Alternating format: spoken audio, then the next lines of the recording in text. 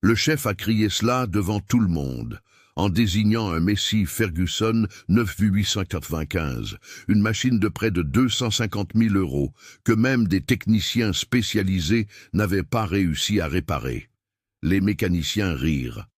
La jeune aide mécanicienne, couverte de cambouis, ravala son humiliation en silence, mais lorsqu'elle monta dans la cabine de ce tracteur à l'arrêt, quelque chose se produisit. Avant de poursuivre, laissez en commentaire quelle fut la première voiture que vous avez conduite et en quelle année vous avez obtenu votre permis de conduire. J'ai très envie de lire votre histoire. Laissez-moi vous raconter une histoire qui s'est déroulée dans la campagne de Clermont-Ferrand, en Auvergne, dans une ferme de soja où le soleil tape fort et où l'odeur de terre rouge se mêle au gazole dès l'aube. C'est l'histoire d'une jeune femme de 19 ans nommée Marine Dubois, et de la façon dont un seul jour peut tout changer quand on s'y attend le moins. Marine se réveillait tous les jours à 5 heures du matin, le réveil de son téléphone portable cassé depuis des mois, mais son corps connaissait déjà l'heure exacte. Dans la minuscule chambre qu'elle partageait avec ses 2 jeunes frères et sœurs, elle se levait en silence pour ne réveiller personne. La maison était louée, 3 pièces exiguës, dans un quartier simple de la ville, et coûtait 600 € par mois. 600 € qui pesaient comme une pierre sur sa poitrine, et celle de sa mère, Hélène. Hélène travaillait comme femme de ménage, mais ces derniers mois, l'arthrose de son genou droit avait tellement empiré qu'elle parvenait à peine à monter les escaliers. Chaque jour de travail était une bataille contre la douleur, et les jours où elle ne pouvait pas y aller signifiaient encore moins d'argent. Marine connaissait chaque centime qui entrait et sortait de cette maison. Elle le savait parce que c'était elle qui tenait les rênes quand il manquait de l'argent. La routine de Marine était dure. Elle travaillait au domaine Sainte-Cécile, une immense propriété de production de soja dirigée par Philippe Leclerc, un homme de 52 ans, connu pour son efficacité et sa rudesse. Marine était aide mécanicienne, la seule femme dans une équipe de 3 mécaniciens qualifiés et de 2 aides, 300 € par mois.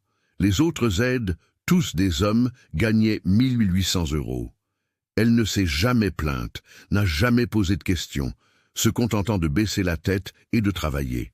Vous devez comprendre une chose. Marine ne travaillait pas seulement dans le hangar des machines. Elle nettoyait le sol en béton, toujours sale de graisse, organisait les outils sur les panneaux, triait les vis par taille, portait des pièces lourdes qui faisaient trembler ses bras fins. Les autres la traitaient de lèche-botte dans son dos, riant quand elle balayait le hangar après que tout le monde soit parti. Ils ne savaient pas.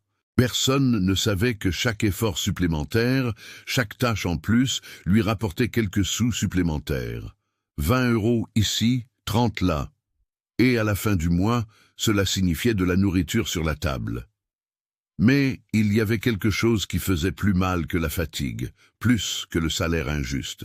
Philippe Leclerc avait l'habitude de donner ses vêtements personnels à Marine pour qu'elle les lave, des chemises de ville, des pantalons, parfois même du linge de lit. Au début, elle les ramenait chez elle et les rendait propres et repassés. Il lui donnait 20 €, 20 € qui payaient le gaz de cuisine ou la facture d'eau. Mais un jour, quand Marine a rassemblé le courage de dire qu'elle avait des difficultés, qu'elle avait besoin d'un peu plus de temps parce qu'elle avait un examen à l'université, Philippe l'a regardée avec ses yeux durs et a dit « Alors, lave les uniformes du personnel ici même à la ferme. Il y a un lavoir, pas d'excuses. » Marine sentit son visage brûler de honte. « Oui, monsieur. » Ce fut tout ce qu'elle put répondre, et elle se mit à laver les uniformes de 5 hommes adultes dans le lavoir sale du hangar pendant les heures de déjeuner, pendant qu'ils mangeaient et riaient quelque part au frais.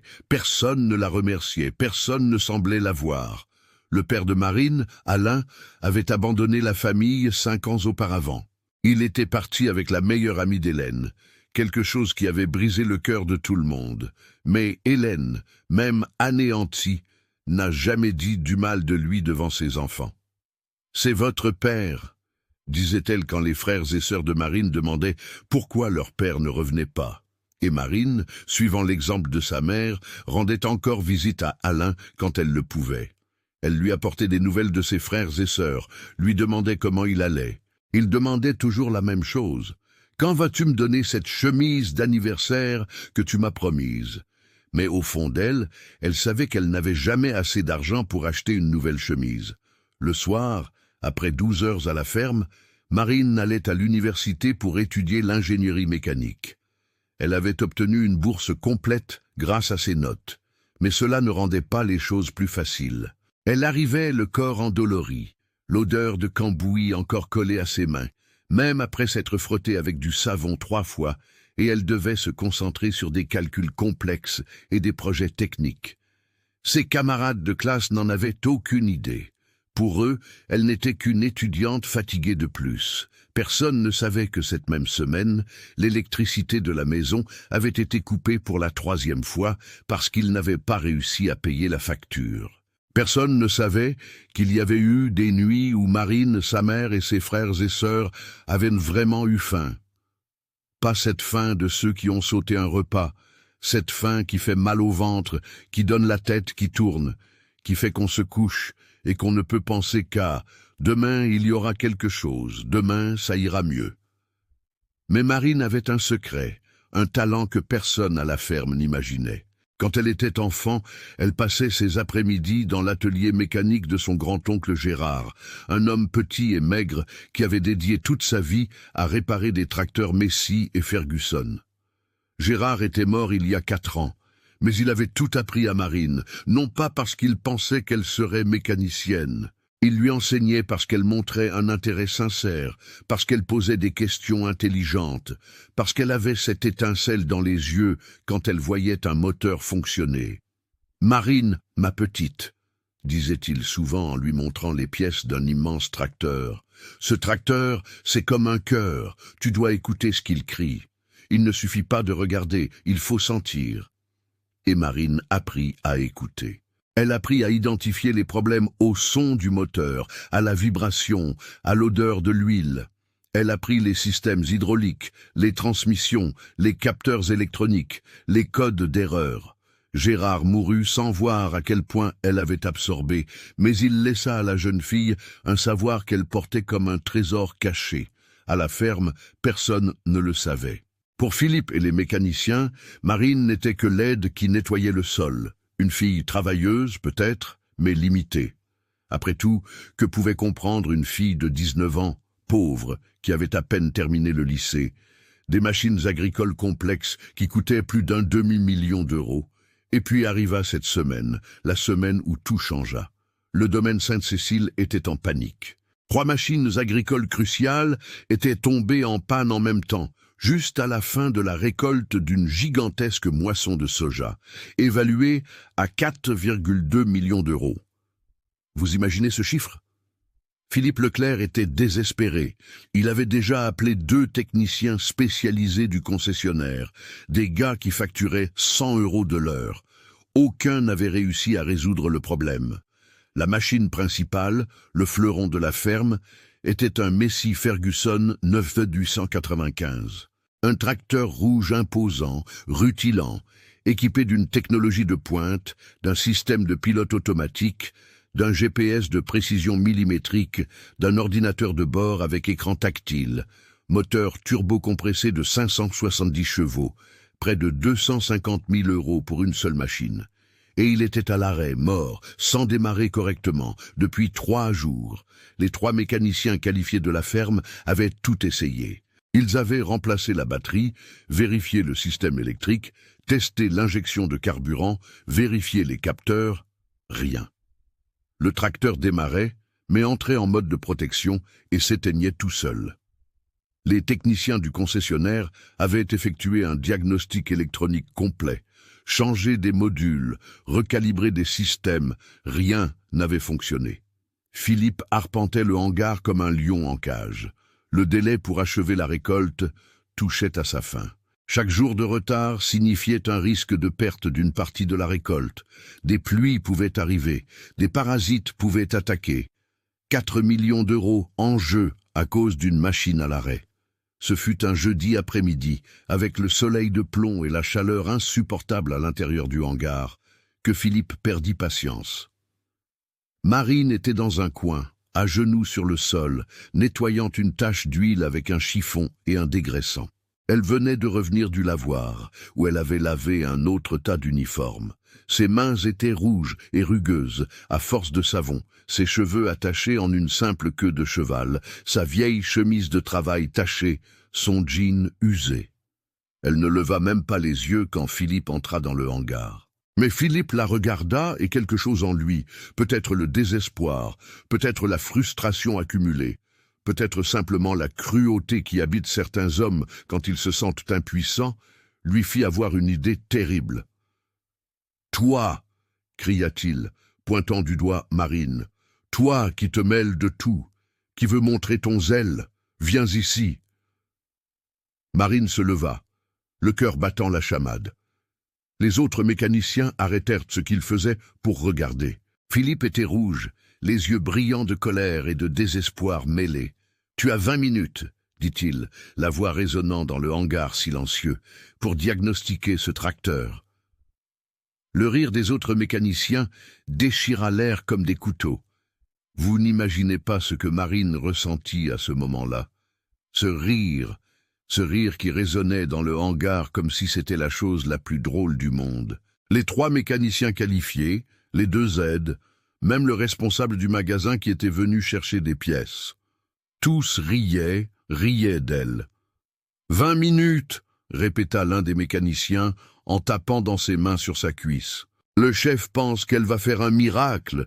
La fille qui lave le linge va réparer ce que nous n'avons pas réussi. » Marine resta là, immobile au milieu du hangar, le chiffon sale d'huile encore à la main, les joues brûlantes, le cœur battant si fort qu'elle était sûre que tout le monde pouvait l'entendre. Elle regarda le Massey Ferguson 9895, immobile là, imposant, rouge brillant, même couvert par la fine poussière du hangar, cette énorme machine qui coûtait près de 250 000 €, qui avait une technologie qu'elle n'avait vue que dans des vidéos sur Internet. Philippe Leclerc croisa les bras, un sourire cruel au coin de la bouche. Il n'attendait pas qu'elle répare quoi que ce soit. Il voulait l'humilier. Il voulait lui prouver, à elle-même et à tous ceux qui étaient là, qu'elle n'était qu'une aide, une fille qui servait à nettoyer le sol et à laver le linge, mais qui jamais ne comprendrait la vraie mécanique. Et puis, il la provoqua. « Qu'est-ce que tu attends, ou tu ne sers vraiment qu'à laver les uniformes ?» Les larmes brûlèrent les yeux de Marine. Elle cligna fort des yeux pour les retenir. Elle n'allait pas pleurer. Non, devant eux, elle n'allait pas leur donner cette satisfaction. Elle respira profondément et quelque chose se produisit en elle, un souvenir, la voix rauque et douce de son grand-oncle Gérard. « Marine, ma petite, quand tout le monde doutera de toi, quand ils penseront que tu n'y arriveras pas, c'est là que tu montres qui tu es vraiment. » Marine laissa tomber le chiffon par terre, s'essuya les mains sur son pantalon et se dirigea vers le tracteur. Le silence qui tomba dans le hangar fut différent. Ce n'était plus de l'amusement. C'était de l'attente, comme quand on regarde quelqu'un marcher vers un désastre annoncé et qu'on ne peut détourner les yeux. « Chronomètre en marche !» cria Philippe, regardant sa montre. « Les 20 minutes commencent, maintenant. » Marine monta dans la cabine du Massey Ferguson. La cabine avait la climatisation, des sièges en cuir, un tableau de bord numérique moderne avec écran tactile. Elle s'assit sur le siège du conducteur et pendant une seconde, se permit de sentir le poids de ce moment. Là elle était, Marine Dubois, fille de femme de ménage et d'un père qui était parti. Là elle était, la fille qui dormait avec faim, qui avait l'électricité coupée tous les mois, qui lavait le linge des autres pour gagner 20 €, qui des hommes qualifiés, des techniciens spécialisés n'avaient pas réussi à réparer. Elle ferma les yeux. « Aide-moi, oncle Gérard », murmura-t-elle si bas que seule elle-même l'entendit. « Aide-moi à entendre ce que ce cœur crie. » Marine tourna la clé. Le moteur du Massey Ferguson démarra, ce son puissant de 570 chevaux rugissant, mais entra immédiatement en mode de protection. Des bips retentirent, des voyants d'alerte s'allumèrent sur le tableau de bord et puis, le silence, le moteur s'éteignit. En bas, les mécaniciens rirent plus fort. « Ça, alors ?» cria l'un d'eux. Mais Marine ne répondit pas. Elle avait de nouveau fermé les yeux et écoutait, non pas avec ses oreilles, mais avec quelque chose de plus profond. Elle redémarra. Elle entendit le moteur s'allumer, sentit la vibration dans tout son corps. Elle prêta attention au moment exact où le système de protection s'activait. Il y avait un schéma, un son spécifique, une vibration irrégulière qui venait de quelque part dans le système hydraulique. Elle descendit de la cabine, 15 minutes au chronomètre. « Le spectacle est terminé », demanda Philippe, la voix pleine de sarcasme.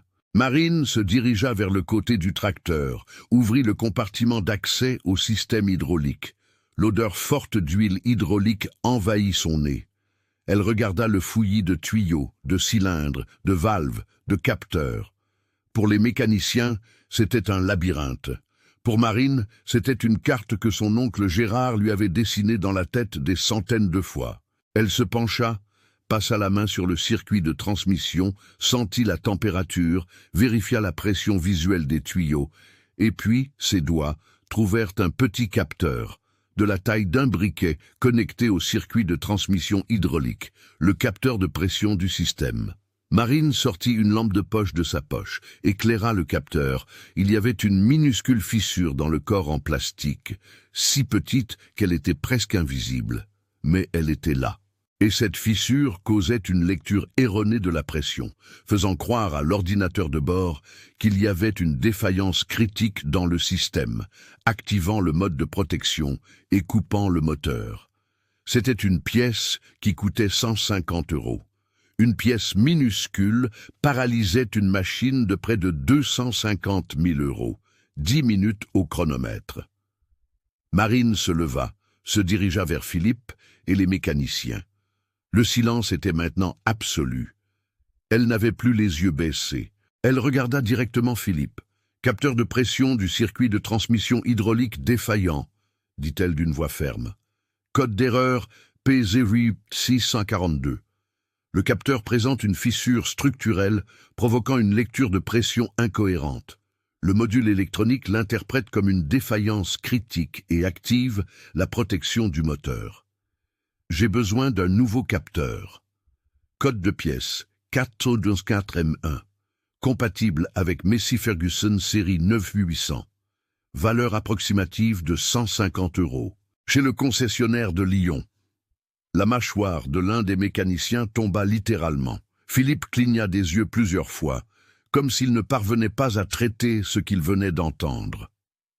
Ce n'était pas le langage d'une aide. C'était des spécifications techniques précises, un code d'erreur exact, un numéro de pièce correct.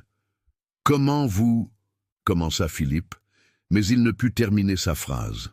« Je sais faire le diagnostic, » continua Marine, « et je sais changer la pièce. Je dois démonter une partie du système hydraulique, changer le capteur, recalibrer la lecture de pression sur l'ordinateur de bord et effectuer une réinitialisation complète du module électronique.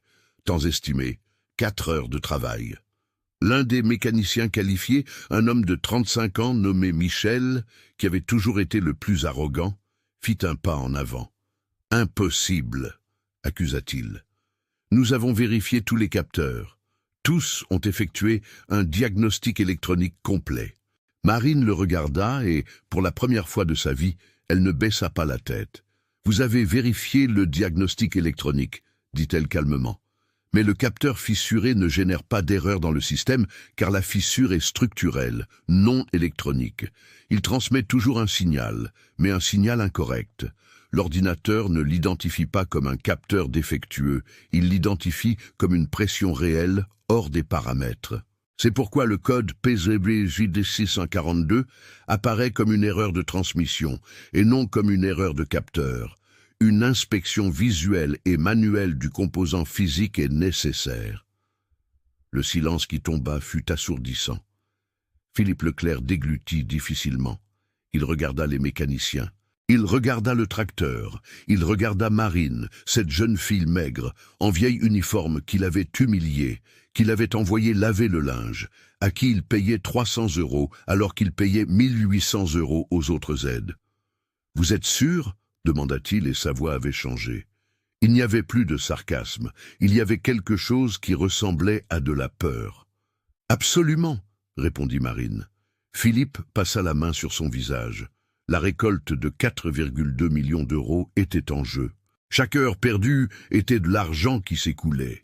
Il avait deux options: faire confiance à la jeune fille qu'il venait d'humilier ou continuer à perdre du temps pendant que des techniciens coûteux échouaient. « Faites ce que vous avez à faire, dit-il finalement.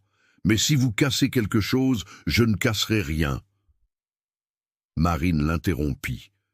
Et il y avait une confiance dans sa voix qui fit frissonner tout le monde dans le hangar. Marine retourna au tracteur, demanda les outils dont elle avait besoin. L'un des aides, un peu réticent, apporta la boîte. Elle commença à travailler. « Et mes chers, vous devez comprendre une chose. Marine n'était pas seulement en train de réparer un tracteur. Elle prouvait à elle-même et à tous ceux qui étaient là qu'elle n'était pas ce qu'ils pensaient. Elle n'était pas seulement la fille pauvre qui nettoyait le sol. Elle était quelqu'un. Elle savait, elle pouvait. Ses mains se mouvaient avec une précision chirurgicale, démontant les connexions hydrauliques, retirant les colliers de serrage, déconnectant le capteur défectueux. Chaque mouvement était calculé, confiant. Elle n'hésitait pas, ne tremblait pas. C'était comme si une autre personne s'était emparée de son corps, ou peut-être était-ce simplement la vraie Marine, celle qui restait cachée sous la honte et la peur, qui apparaissait enfin. Les mécaniciens s'approchèrent, un par un, observant, et ce qu'ils virent les laissa sans voix. La façon dont elle manipulait les outils, la manière dont elle identifiait chaque composant, le savoir technique qui débordait de chaque geste. « Qui vous a appris ?» demanda Michel, la voix dépourvue de son arrogance habituelle. Marine ne s'arrêta pas de travailler. « Mon grand-oncle Gérard, il a réparé des Massey Ferguson toute sa vie. Il m'a appris depuis toute petite. »« Mais vous n'avez jamais rien dit ?» murmura un autre mécanicien. « Et personne n'a demandé, » répondit simplement Marine. 3 heures s'écoulèrent. Marine travailla sans s'arrêter, sans aller aux toilettes, sans boire d'eau, complètement concentrée. Quand elle eut finalement remplacé le nouveau capteur, recalibré le système et refermé le compartiment, le soleil commençait déjà à se coucher dehors. Elle monta dans la cabine une dernière fois, tourna la clé. Le moteur du Massey Ferguson 918-95 rugit fort, puissant, sans hésitation. Toutes les lumières du tableau de bord s'allumèrent en vert. Le système de pilote automatique s'initialisa parfaitement. Le GPS verrouilla le signal. L'ordinateur de bord afficha tous les paramètres dans la normale. Le tracteur fonctionnait. Marine descendit de la cabine. Elle était couverte de cambouis jusqu'au coude. Son visage avait une tache d'huile, ses cheveux s'étaient échappés de sa queue de cheval, mais elle avait dans les yeux quelque chose qu'elle n'avait jamais eu auparavant, de la fierté. Philippe Leclerc regarda le tracteur fonctionner, regarda Marine, et pour la première fois en 5 ans qu'elle travaillait là, il ne savait pas quoi dire. Mais ce fut à ce moment exact qu'une camionnette argentée entra dans la cour de la ferme et de la voiture descendit un homme en costume clair, lunettes de soleil, qui regarda autour de lui avec intérêt. Pierre Noguès venait d'arriver. Pierre Noguès était propriétaire d'un réseau de concessionnaires agricoles, un entrepreneur de 48 ans qui avait bâti son empire à partir de rien. Il était venu au domaine Sainte-Cécile pour négocier l'achat d'une partie de la récolte de soja, un accord commercial qui était en discussion depuis des semaines. Mais quand il descendit de la camionnette argentée et vit ce groupe d'hommes immobiles en silence, regardant une jeune femme couverte de cambouis à côté d'un Massey Ferguson 981-95, il sentit qu'il était arrivé à un moment important. « Bonjour », salua Pierre, tendant la main à Philippe. « J'espère ne pas déranger. » Philippe lui serra la main un peu automatiquement, encore en train de traiter ce qui venait de se passer. « Non, non, entrez. Nous étions en train de résoudre un problème technique. » Pierre regarda le tracteur, puis Marine. Il avait l'œil aguerri. Des décennies de travail avec des machines agricoles lui avaient donné la capacité de lire les situations. Et cette scène avait quelque chose de commun. Une jeune femme, clairement la seule femme du groupe, avec des outils encore dans les mains, et un groupe d'hommes l'observant avec des expressions qui mêlaient surprise et quelque chose qui ressemblait à de la honte. « Problème résolu à ce que je vois », commenta Pierre, désignant le tracteur avec le moteur fonctionnant parfaitement. Cette beauté donnait du fil à retordre. « 3 jours à l'arrêt », répondit l'un des mécaniciens. « Des techniciens du concessionnaire sont venus. Nous avons tout essayé, rien n'a fonctionné. » Pierre siffla doucement. « Et comment avez-vous réussi à résoudre le problème ?» Il y eut un silence gênant. Philippe regarda Marine. Les mécaniciens regardèrent le sol, et Pierre, qui n'était pas dupe, comprit immédiatement. « C'est vous ?» demanda-t-il directement à Marine. Marine s'essuya les mains sur son pantalon, ne sachant pas vraiment comment répondre. Mais avant qu'elle ne puisse parler, Philippe s'avança. « Oui, dit-il. Et pour la première fois, il y avait quelque chose dans sa voix qui n'était pas du mépris. Elle a diagnostiqué le problème en 20 minutes et l'a réparé en 4 heures. Un capteur de pression fissuré dans le système hydraulique que personne n'avait trouvé. » Pierre s'approcha de Marine, lui tendit la main. « Pierre Noguès, enchanté de vous rencontrer. » Marine hésita, regardant sa propre main sale de cambouis. « Excusez-moi, j'ai les mains sales. » Une main sale de travail est une main honorable, dit Pierre en souriant. Vous pouvez serrer sans crainte. Marine lui serra la main. Marine Dubois. Marine, répéta Pierre, vous avez une formation en mécanique? Je suis en ingénierie mécanique, répondit-elle, la voix encore timide. Le soir, j'ai une bourse. Et où avez-vous appris spécifiquement sur les Massey Ferguson? Ces machines sont complexes. Mon grand-oncle, expliqua Marine, il avait un atelier spécialisé dans les Massey Ferguson. J'ai passé toute mon enfance à apprendre avec lui. Pierre hocha lentement la tête, ses yeux parcourant le tracteur, puis revenant à Marine. Vous avez fait une inspection uniquement visuelle ou vous avez utilisé l'équipement de diagnostic visuel et manuel en premier? Visuel et manuel, répondit-elle, et à mesure qu'elle parlait, la confiance dans sa voix grandissait. Le diagnostic électronique ne détecte pas la fissure structurelle dans le capteur, car le composant continue de transmettre un signal. Mais c'est un signal incorrect. Le système l'interprète comme un problème de pression réelle, et non comme une défaillance du capteur lui-même. Intelligent, murmura Pierre, très intelligent. Et vous avez recalibré le système, après avoir changé le capteur. J'ai recalibré la lecture de pression sur l'ordinateur de bord et j'ai effectué une réinitialisation complète du module électronique, confirma Marine. Le système doit réapprendre les paramètres normaux de fonctionnement après le remplacement. Pierre croisa les bras, impressionné. Il se tourna vers Philippe. « Elle travaille ici depuis combien de temps ?»« 5 ans, répondit Philippe. Et il y avait quelque chose qui ressemblait à de la honte rampant dans sa voix. « 5 ans, répéta Pierre lentement. Et quelle est sa fonction ?» Philippe déglutit difficilement. « Aide mécanicienne. »« Aide ?» dit Pierre. Et ce n'était pas une question, c'était une constatation lourde de sens. Il regarda autour de lui les 3 mécaniciens qualifiés, les 2 aides masculins. « Et elle est la seule femme de l'équipe ?»« Oui, confirma Philippe. Le silence qui tomba fut lourd. Philippe hésita. Les mécaniciens détournèrent les yeux et Marine sentit son visage brûler parce qu'elle savait. Elle savait exactement ce qui allait suivre. « Et son salaire ?» répéta Pierre, la voix plus ferme. « 1200 €, admit Philippe. Et les autres aides. 1800 €. Pierre ferma les yeux pendant une seconde, comme s'il faisait un effort énorme pour contrôler une émotion. Quand il les ouvrit, il regarda Marine avec une expression de pure compassion. « Ce que des techniciens spécialisés n'ont pas réussi à faire, » dit-il lentement. « Vous l'avez fait. Vous avez sauvé une récolte de 4,2 millions d'euros. » Ce n'était pas une question.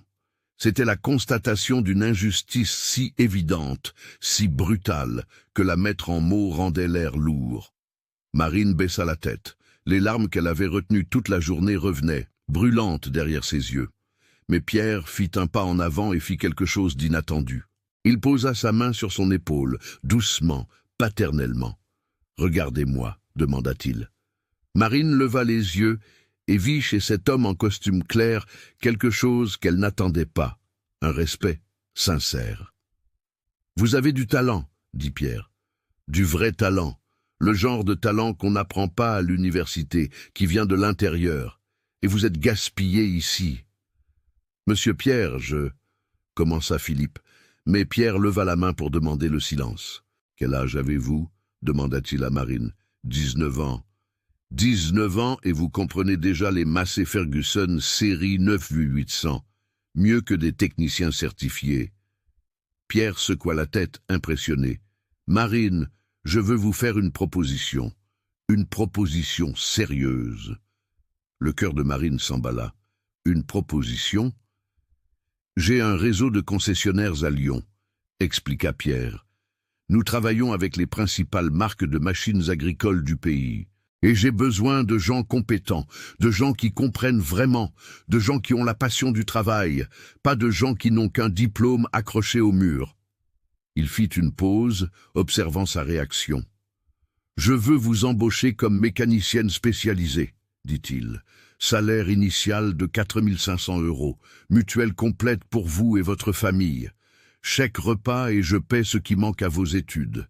Si vous avez une bourse partielle, je la complète. Si vous avez besoin de matériel, de livres, j'aide. Je veux que vous terminiez votre ingénierie marine.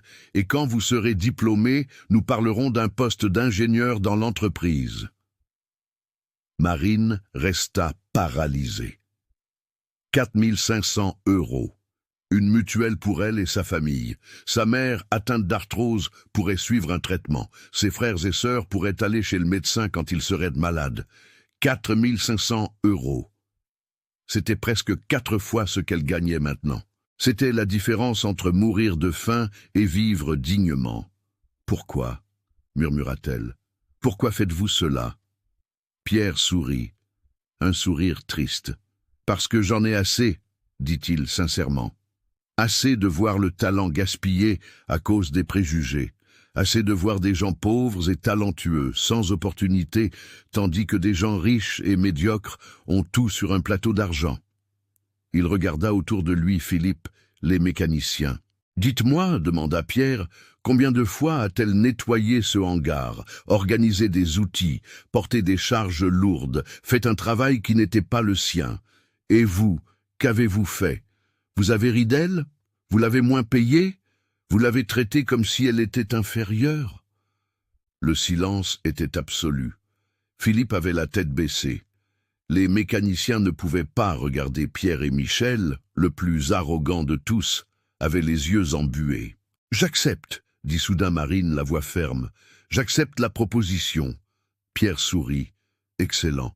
Vous pouvez commencer la semaine prochaine. »« Oui, je peux, » confirma-t-elle. Et puis quelque chose se produisit. Quelque chose qu'elle avait retenu pendant 5 ans, pendant 19 ans de vie difficile. Les larmes vinrent. Pas des larmes silencieuses, des sanglots qui secouèrent tout son corps. Et vous savez ce qui s'est passé?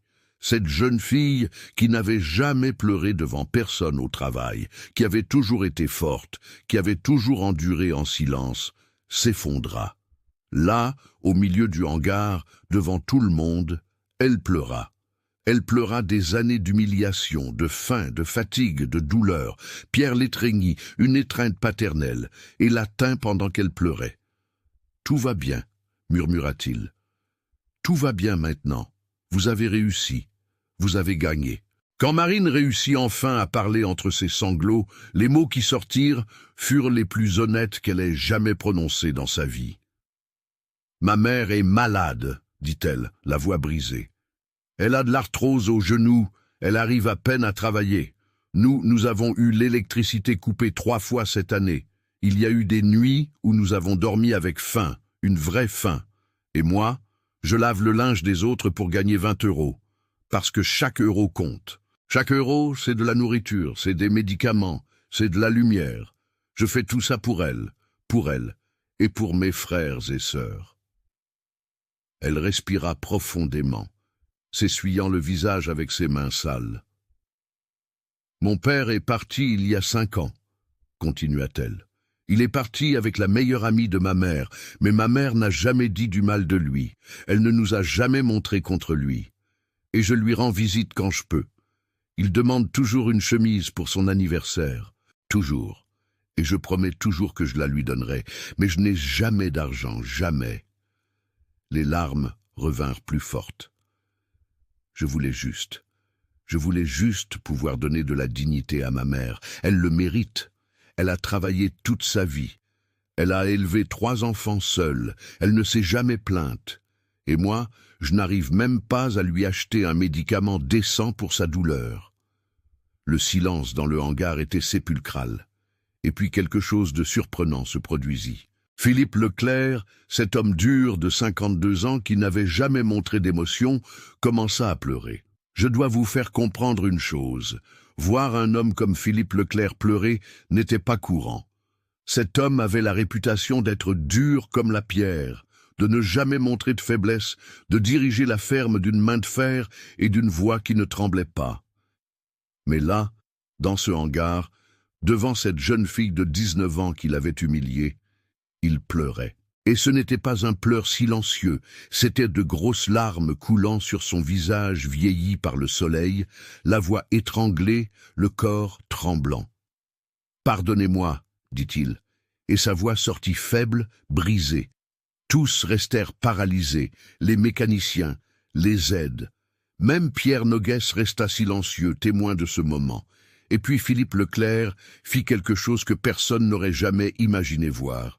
Il s'agenouilla sur le sol en béton, sale de graisse, avec ses pantalons de travail coûteux, avec ses 52 ans, il plia les genoux et s'agenouilla devant Marine. « Pardonnez-moi, répéta-t-il, levant les yeux vers elle. J'ai été injuste, j'ai été cruel.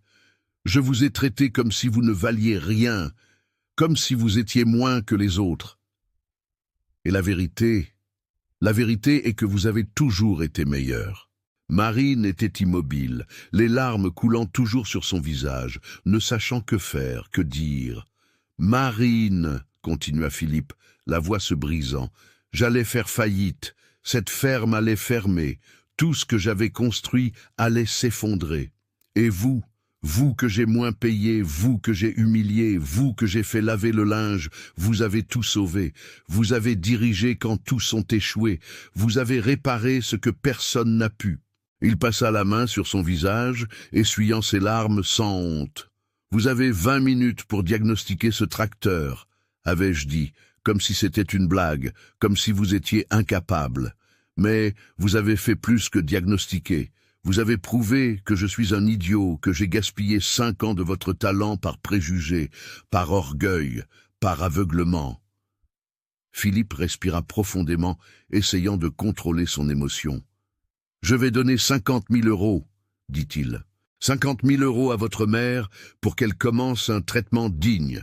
25 000 € pour vous, pour que vous achetiez ce dont vous avez besoin, aidiez votre famille, achetiez cette chemise pour votre père. » Marine sanglota plus fort en entendant cela. « Et je vais donner une maison, » continua Philippe. « Il y a une petite maison ici à la ferme qui est vide. 2 chambres, salon, cuisine, salle de bain. Rien de luxueux, mais elle est digne, elle est propre. Il y a de la lumière, il y a de l'eau. Votre famille peut y vivre sans payer de loyer, tant que votre mère en aura besoin. » Il fit une pause, la regardant profondément dans les yeux. « Mais je veux que vous acceptiez la proposition de Monsieur Pierre, » dit-il, la voix ferme maintenant. « Allez travailler ailleurs, faites votre carrière, déployez vos ailes et envolez-vous, ma petite. Vous méritez plus que ce que je peux vous donner ici. Vous méritez la reconnaissance. Vous méritez de grandir. Vous méritez d'être vraiment valorisé. Et moi, je veux vous voir grandir. Je veux vous voir devenir ingénieur. Je veux vous voir arriver là où vous avez toujours mérité d'être. » Philippe se leva, ses genoux craquant, et ouvrit les bras. « Pardonnez-moi » demanda-t-il une fois de plus. Marine regarda cet homme, l'homme qui avait été son tourment pendant 5 ans, l'homme qui l'avait fait se sentir petite, incapable, inférieure. Mais elle vit dans ses yeux quelque chose de sincère, un vrai repentir, une vraie douleur. Elle fit un pas en avant et étreignit Philippe. « Je vous pardonne », murmura-t-elle. L'étreinte fut forte, sincère. Philippe la serra comme s'il tenait quelque chose de précieux qu'il avait failli perdre. Et quand ils se séparèrent, tous deux pleuraient. Mais c'était un pleur différent. C'était un pleur de libération. Michel, le mécanicien arrogant, s'approcha. Il avait le visage rouge, les yeux gonflés. « Marine, commença-t-il, la voix tremblante. Je vous ai traité de lèche-botte, j'ai ri, je vous ai fait vous sentir mal de travailler dur, de vous dévouer. Et la vérité, c'est que j'étais jaloux. Jaloux parce que vous, même en gagnant moins, même en étant traité plus mal, vous travailliez plus et mieux que moi. Et au lieu de vous admirer, je vous ai rabaissé. Pardonnez-moi. » Les autres mécaniciens s'approchèrent aussi. Un par un, ils demandèrent pardon d'avoir ri, d'avoir ignoré, de s'être sentis supérieurs, alors qu'ils ne l'avaient jamais été. « Vous nous avez donné une leçon, » dit l'un d'eux. « Une leçon que nous n'oublierons jamais, que le talent n'a pas de genre, que la compétence n'a pas de classe sociale, que l'on peut apprendre de n'importe qui, peu importe qui il est. » Pierre Noguès observait tout avec un sourire discret. C'était le genre de moment qu'on n'oublie pas, le genre de moment qui restaure la foi en l'humanité. « Marine, l'appela-t-il, vous pouvez commencer lundi prochain ?» Marine s'essuya le visage, essayant de se ressaisir. « Oui, je peux. »« Excellent, » sourit Pierre, « je vous enverrai chercher lundi matin. Mon chauffeur vous prendra chez vous à 7 heures et apportera les documents pour que nous fassions l'embauche formelle, carte d'identité, numéro de sécurité sociale, justificatif de domicile, ces choses-là. Ça vous va ? Oui, confirma-t-elle, ne croyant pas encore totalement que cela se produisait. Et votre mère ? Ajouta Pierre. Comment s'appelle-t-elle déjà ? Hélène. Hélène, répéta-t-il, lundi. Vous me donnerez son numéro de téléphone. J'ai un très bon médecin orthopédiste à Lyon, spécialiste de l'arthrose. Je lui fixerai un rendez-vous, par la mutuelle de l'entreprise, sans aucun frais. Et si une chirurgie est nécessaire, nous nous en occuperons. Marine sentit ses jambes fléchir. Elle se retint aux côtés du tracteur pour ne pas tomber. C'était trop beau. Cela ressemblait à un rêve. « Merci », réussit-elle à dire. « Merci beaucoup. » « Pas besoin de remercier, » dit Pierre gentiment. « Vous le méritez. Et j'y gagne beaucoup aussi. Je gagne une employée exceptionnelle, une personne de caractère, quelqu'un qui apportera une réelle valeur à l'entreprise. » Philippe s'approcha de Pierre. « Monsieur Pierre, à propos de l'affaire de la récolte, nous en parlerons plus tard. » Pierre l'interrompit en souriant. Maintenant, je veux que vous vous occupiez de ceci, de cette transformation, car ce que j'ai vu aujourd'hui n'était pas seulement un tracteur réparé, c'était un groupe de personnes apprenant une leçon qui vaut plus que n'importe quelle récolte. Philippe hocha la tête, ému. « Vous avez raison, vous avez tout à fait raison. » Marine regarda autour d'elle le hangar, où elle avait passé 5 ans de sa vie, les hommes qui avaient été ses collègues, le tracteur rouge qui avait tout changé. Et elle sut avec une certitude absolue que ce jour avait divisé sa vie en un avant et un après. « Je fais tout ça pour ma mère », dit-elle à voix haute, regardant tout le monde. « Pour elle et pour mes frères et sœurs. Et maintenant, je vais enfin pouvoir rendre visite à mon père pour son anniversaire et lui donner cette chemise qu'il m'a toujours réclamée. Je vais pouvoir le regarder dans les yeux et lui dire « Papa, j'ai réussi ». L'émotion envahit de nouveau tout le monde. Et là, dans ce hangar, ce jeudi après-midi, qui avait commencé par l'humiliation et le désespoir, il y avait maintenant quelque chose de complètement différent. Il y avait de l'espoir, il y avait de la rédemption, il y avait la preuve vivante que les choses peuvent changer, que la justice peut être rendue, que le talent trouve toujours son chemin. 2 ans plus tard, laissez-moi vous raconter ce qui est arrivé à Marine Dubois, car des histoires comme celle-ci doivent avoir une fin, doivent avoir ce moment où l'on regarde et dit « toute la souffrance, toute la lutte, toute la douleur en valèrent la peine. C'était un samedi matin, ciel bleu clair sur Lyon, au siège du réseau de concessionnaires de Pierre Noguès, un bâtiment moderne de verre et d'acier, se déroulait une cérémonie spéciale. L'entreprise inaugurait un nouveau département, le département de l'innovation technique et de la formation féminine. Et la directrice de ce département était une jeune femme de 21 ans, récemment diplômée en ingénierie mécanique avec les honneurs, Marine Dubois. Elle était devant l'auditorium bondé, vêtue d'un élégant blazer bleu marine, les cheveux attachés en un chignon professionnel, tenant un microphone avec des mains qui ne tremblaient plus. Ces mêmes mains qui, 2 ans auparavant, lavaient des uniformes sales dans le lavoir d'une ferme. Ces mêmes mains qui tremblaient de faim et de peur. « Bonjour à tous », commença-t-elle, la voix ferme résonnant dans les haut-parleurs. Mon nom est Marine Dubois, et il y a 2 ans, j'étais une aide mécanicienne qui gagnait 300 € par mois et lavait le linge des autres pour pouvoir payer la facture d'électricité. Le silence dans l'auditorium était absolu. Employés, techniciens, ingénieurs, tous attentifs. Et je ne raconte pas ça pour me vanter. Je le raconte parce que je dois vous faire comprendre une chose très importante. Elle fit une pause, regardant les gens. Le talent ne choisit pas le genre. Le talent ne choisit pas la classe sociale. Le talent ne choisit pas la couleur. Il ne choisit pas l'origine. Il ne choisit rien. Le talent existe simplement. Et ce que nous en faisons, comment nous le valorisons ou le gaspillons, cela en dit beaucoup plus sur nous que sur celui qui a le talent. Au premier rang se trouvait Hélène, la mère de Marine. Elle avait 47 ans, mais paraissait 10 ans plus jeune maintenant. Son genou était complètement rétabli après la chirurgie que la mutuelle de l'entreprise avait couverte. Elle travaillait à temps partiel dans le secteur administratif du concessionnaire, un travail léger que Pierre avait créé spécialement pour elle. Et pour la première fois depuis des décennies, Hélène ne ressentait plus de douleur en marchant. À côté d'Hélène se trouvaient les 2 frères et sœurs de Marine, tous 2 en uniforme scolaire neuf, des sacs à dos remplis de livres. Tous 2 avaient des bourses d'études dans une école privée, obtenues grâce à un programme social que l'entreprise de Pierre soutenait. Ils regardaient leur sœur aînée avec une admiration qui brillait dans leurs yeux. De l'autre côté de l'auditorium, sur une chaise discrète au fond, se trouvait Philippe Leclerc. Il avait conclu un accord avec Pierre et fournissait maintenant une partie de la production de soja aux concessionnaires. Mais ce n'était pas pour les affaires qu'il était là. C'était pour voir Marine briller, car Philippe avait vraiment changé. Le domaine Sainte-Cécile employait maintenant 6 femmes dans l'équipe de mécanique. Toutes gagnaient des salaires égaux à ceux des hommes. Philippe avait créé un programme de formation technique gratuit pour les jeunes de la région, filles et garçons, enseignant la mécanique agricole. Les week-ends, le hangar se transformait en salle de classe. Et qui, selon vous, était la professeure bénévole la plus dévouée?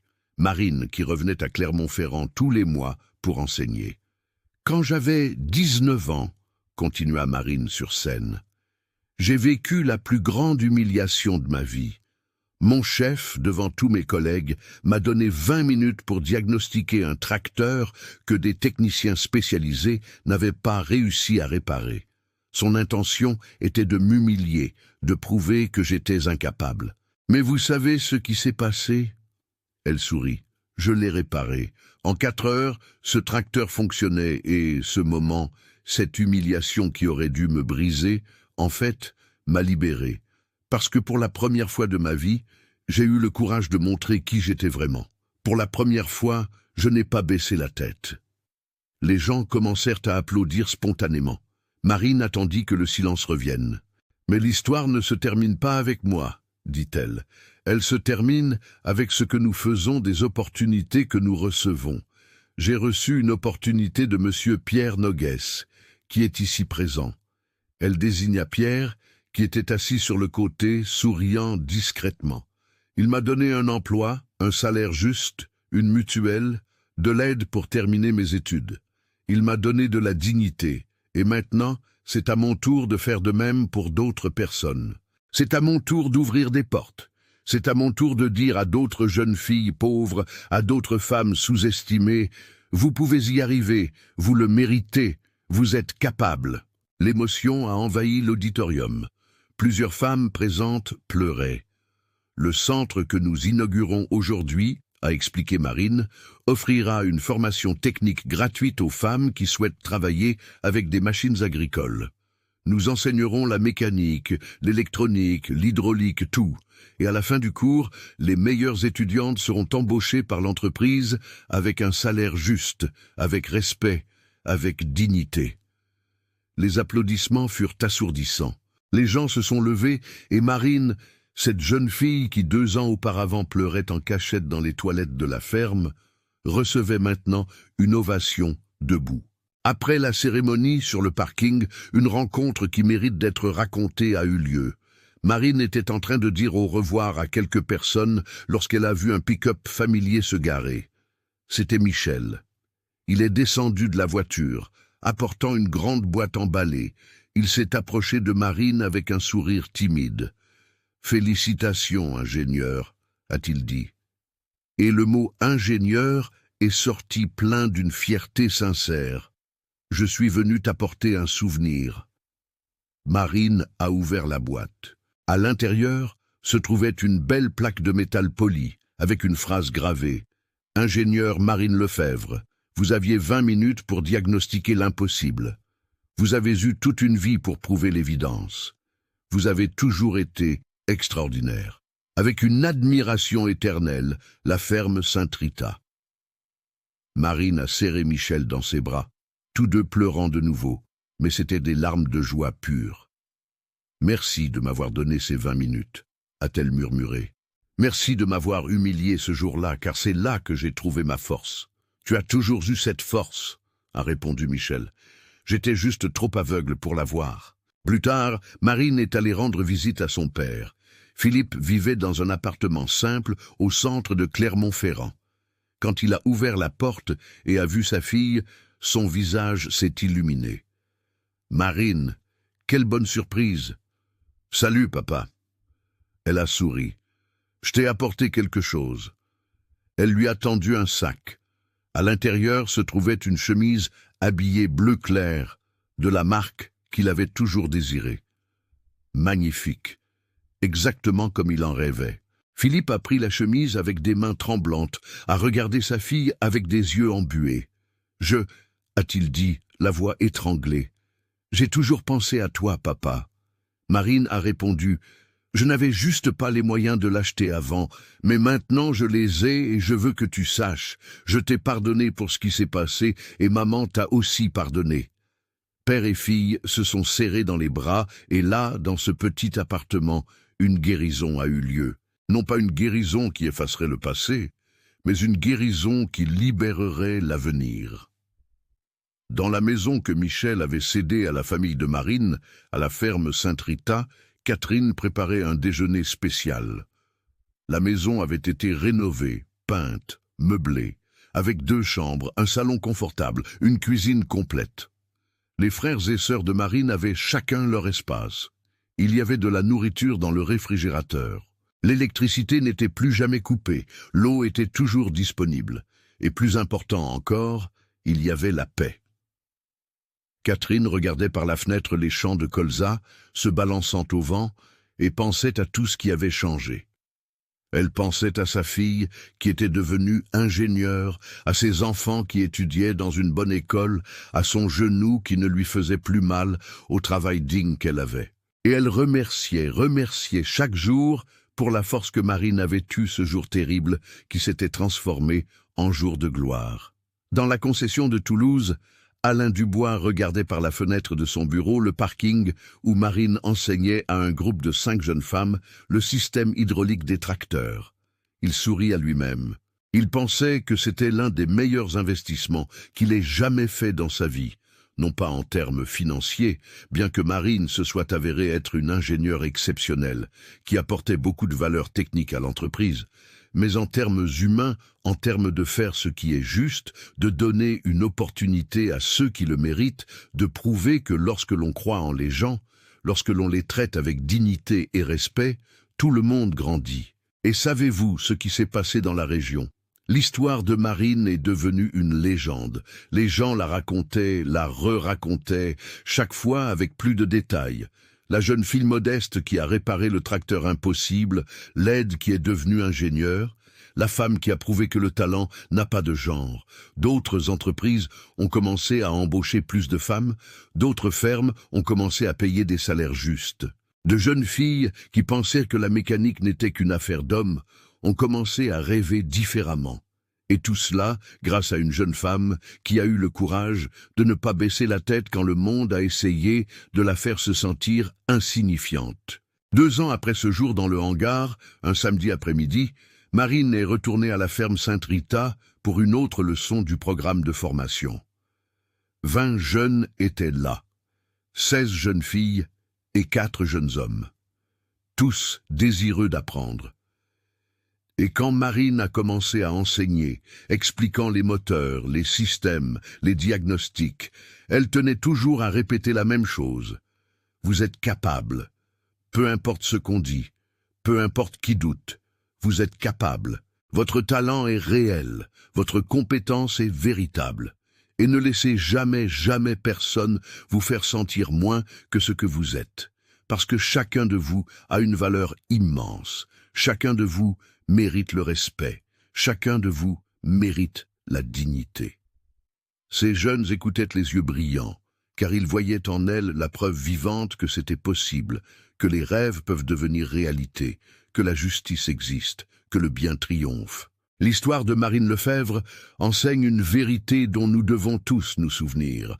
Peu importe d'où vous venez, peu importe combien d'argent vous avez, peu importe si vous êtes un homme ou une femme, riche ou modeste, jeune ou âgé, ce qui compte, c'est votre caractère, votre talent, votre dévouement.